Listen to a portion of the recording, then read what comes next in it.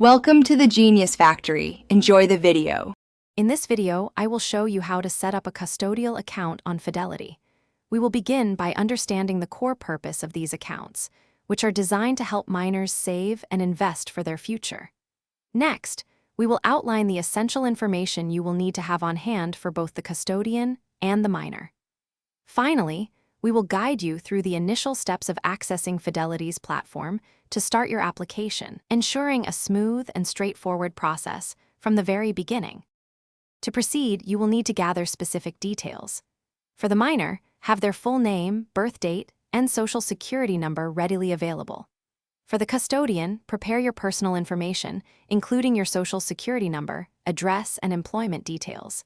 It is also crucial to decide between a UGMA or Uniform Gifts to Miners Act account and a UTMA or Uniform Transfers to Miners Act account. The choice often depends on your state's regulations and the types of assets you plan to transfer, as UTMA typically allow for a broader range of assets.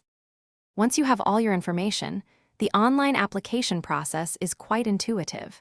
You will follow a series of clear, step-by-step prompts on Fidelity's secure website.